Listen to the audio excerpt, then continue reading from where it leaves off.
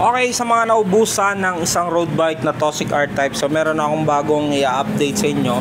Ayan, bagong bikes natin. Limited stocks lang to. Limited offer lang din to. Si Hongkei natin. Ayan, so yung brand nito ay hindi pa kilala. So ipapakilala pa lang natin, no?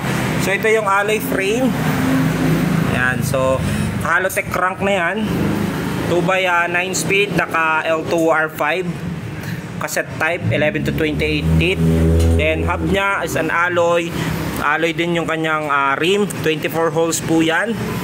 Then 700 by 28 CST tire na po yan na Recor. Ayan. So sa kanyang set tube, ayan po ay size 48. Top tube niya is 55. So same lang din doon sa mga R-Type natin. Pero kung familiar din guys sa brand ni Pinewood, ito yung frame niya. Then pinagsama yung sa R-Type. Sa kanyang stem, Hongkei, then alloy na rin po ito. L2R5 yung shifter niya. Yan, so disc brake. Ito si Hongkei natin RX 600 road bike.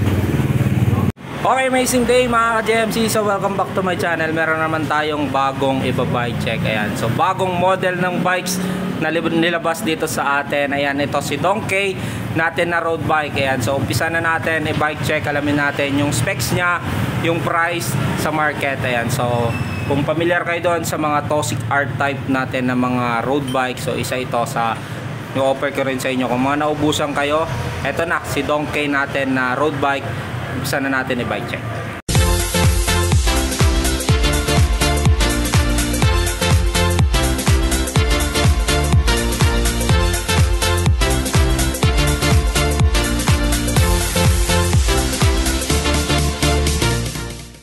Okay, amazing day mga ka-GMC. So welcome back to my channel. Meron naman tayong bagong iba-bike check. Ayan, so ito Hongkei na brand, no? So kung familiar kayo din sa brand niya, so comment down below. Pero ito bago lang din sa akin to. Bago lang din po sa atin. Ayan, so Hongkei natin is a road bike. Yeah, medyo may pagka-aero, no? Kung familiar kayo dito sa kanyang down tube, yan kung sa Pinewood, no? Parang may pagkahawig dun sa Pinewood. Ayan, din dito pang R-Type, naka-aero dito. So Pinewood and R-Type niya yung Toxic, may pagkahawig siya. So sa kanyang frame, ayan, smooth weld.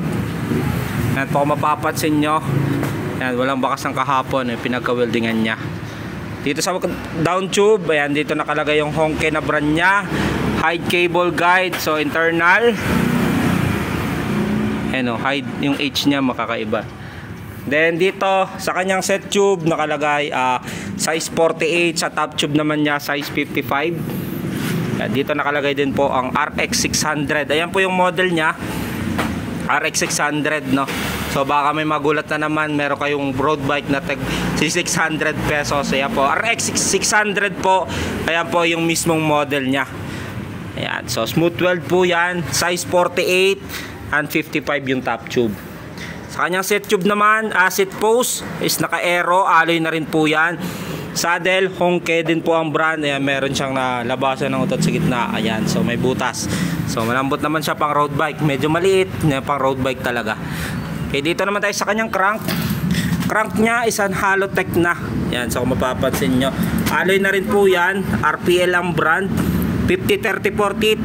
50 teeth yung pinakamalaki, 34 yung pinakamaliit. Then Pro Wheel ang brand nito, BCD 110. Then Halotech na yan. Ayan, so kung mapapansin nyo, tagusan yan sa kabila, Halotech po yan. So sa kanya namang FD L2R5, naka brace on yung kanyang FD. Doon naka-connect na sa kanyang frame. Ayan, so yan yung nakikita natin doon sa mga Toxic R-Type, no? Ayan, naka brace on na. R5 nakita ko rin to sa mga tawag dito, sa mga Pro Max na lumabas. Yan, so sa FDRD niya L2R5 din. So R5 natin is a 9 speed, cassette type, 11 to 28 teeth. Cassette type na yan, so bilangin na rin natin para sure na 1, 2, 3, 4, 5, 6, 7, 8, 9. Kanya na mga hub is an alloy na Weissr yung brand. Rim niya alloy din. Ito ay 40mm. Yung kanyang spokes o yung holes, no, sa kanyang hub ay ito ay 24 holes. Ayan, sa rim niya 40mm. Then the wind ang kanyang brand, no. ng rim nya, Wind series. Ayan, pang aero kasi to. Gulong na ginamit sa kanya ay 700 by 28C CST Recourse yung brand. So hindi ako pamilyar sa brand, pero si ST alam ko na yan. Pero ito baka bagong model nila. Honke pala yung rim nya, pero the Wind yung mismo model. Dito naman tayo sa bandang harapan. Sa kanya na mga head tube ay non-tapered. Ayan, so kung hindi ako nagkakamali, ayan po ay 4444 non-tapered. Headset nya is a Neko brand. Ayan, yung kanya naman stem ay Honke din, alloy 90mm yung haba. Then yung drop bar nya ay alloy din, Honke din ang brand. Then ito ay 40mm. Sa fourth, Wind, no, yung nakalagay. Pero ito is steel pa, o itawagin natin bakal yung kanyang fourth, no. So sana sinolid na lang na puro alloy para mas solid tignan. Hindi to, pero hindi naman siya halatang bakal, no. So kung titignan siya, hindi siya halata. Okay, si quick release yung kanyang unang gulong, ganun din dito sa likod. Then rotor na ginamit sa kanya ay 160mm. Caliper nya ay super brake QAK. Yan, naka cable acquainted yung brake nya. So dito naman tayo sa kanyang brake shifter, o yung tinatawag nating STI. Ito L2R5 yung ginamit. So naiiba ito sa Sensa, no, yung mga Sensa Reflex, Ignite, then mga Sensa P na mga no, na iba yung shifting nya. So ito separate.